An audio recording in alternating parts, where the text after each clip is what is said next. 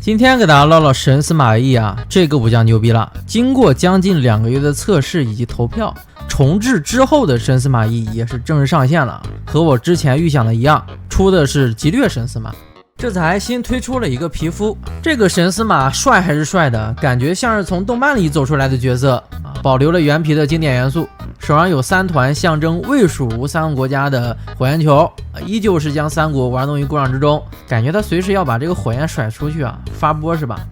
周围有3匹狼，这3匹狼分别对应司马师、司马昭、司马炎，这个对应关系比原皮更好分辨。红眼睛而且有伤疤的这个肯定是司马师，背后大一点的狼对应的应该是司马昭，说明他野心很大。而右下角紫眼睛的狼应该就是司马炎，司马炎是晋国的开国皇帝，而紫色正是晋势力的代表色。说完皮肤，咱看技能。很多朋友说，现在的神司马觉醒完给的这个技能还是不行啊，你给个标技能，这不还是大便吗？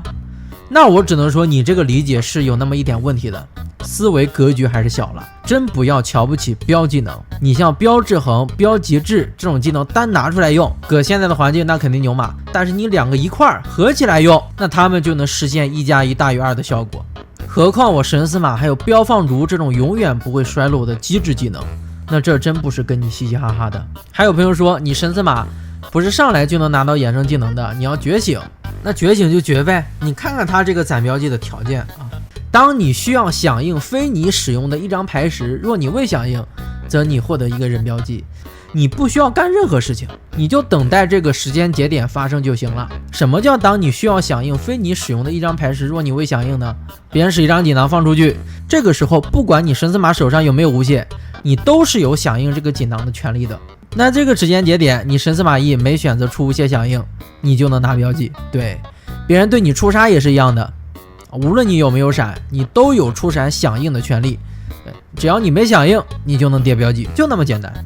有时候队友就要刻意的去杀你，帮你攒标记，这个操作很重要。然后觉醒技败印啊，败印本身不用讲，看劫掠，劫掠就是很多朋友眼中只能提供标技能的废物技能啊，这真的废吗？上来直接拿一个鬼才，鬼才改判的战术价值有多高就不用我多说了吧。然后根据你开局选的势力拿相应的技能，这4个技能除了玩杀之外呢，都是可以独当一面的，读不了也没关系。出牌阶段开始，我可以弃忍标记拿一个尚未获得的技能，也就是说你在忍标记充足的情况下，4个技能你都能拿到。拿技能的这个先后顺序也没有固定的说法，你图稳定可以先拿放逐，图爆发就先拿制衡或极致。我个人推荐你开局选吴国，然后根据局势再考虑拿另外3个技能。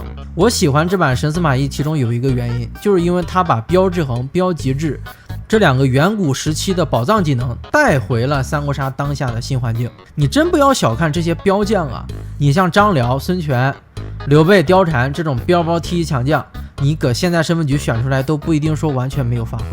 很多朋友没有经历过那个时代，不清楚这些技能的含金量。制衡是第一个向玩家阐述过牌这么一个概念的技能，把没用的牌转变成未知牌，这就是收益。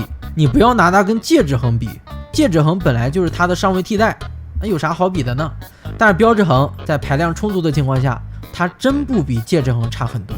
而神司马恰好它就不太缺牌，因为它有极致。极致这个技能单开出来发挥是全凭运气的，就看你摸锦囊的这个频率嘛。但是极致一旦有像制衡、观星这样的过滤牌库，拥有挑牌能力的技能跟它打配合，那就很厉害。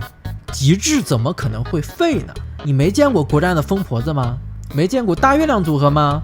极致和制衡在一起就是互相滚雪球。你有锦囊先出锦囊啊，极致摸牌摸到一定程度，然后再一波大制衡过牌，过完牌有锦囊你再出极致再摸牌，这都不仅是说回合内打个爆发了，你这样子过牌啊，你会发现神司马他雪球滚起来之后，他就不会再缺牌了，每回合都能满牌接着回合，到下回合接着再爆发，稍微给你耍2回合，局面就耍下来了。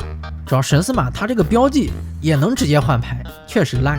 接着看放逐，放逐跟极致不一样，放逐单拿出来就很强，你神司马整到这个技能，那别说了，你这局游戏起底就有曹丕的发挥，回合外你也变得很强势。在特定情况下，你前期完全是可以放弃极致去拿放逐的啊。最后一个群势力的玩杀，玩杀的话就要结合着廉颇来讲了。廉颇算是神司马的大招，杀子角色就可以获得一个额外的回合，或者是拿一个未获得的技能。一般咱都是选获得额外回合再爆发一轮嘛。玩神司马，一旦你连破成功，那就离胜利不远了，就该杀队友杀队友，一切都是为了连破。玩神司马就要精确的打击杀，那打击杀有时候就没必要先选机制或放逐了，对吧？优先去选玩杀也可以。当然，大多数情况玩杀还是最后去拿的。这个游戏本质上还是一个过牌游戏，有牌就有一切，极致制衡滚起来，就没有什么问题不能解决。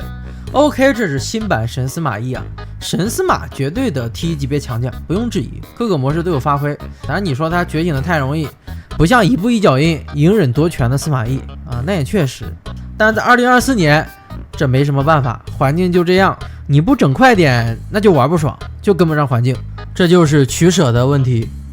天地造化，不过老夫一念之间。轮回不止，因果不休，一策一划，皆未成吾之远图。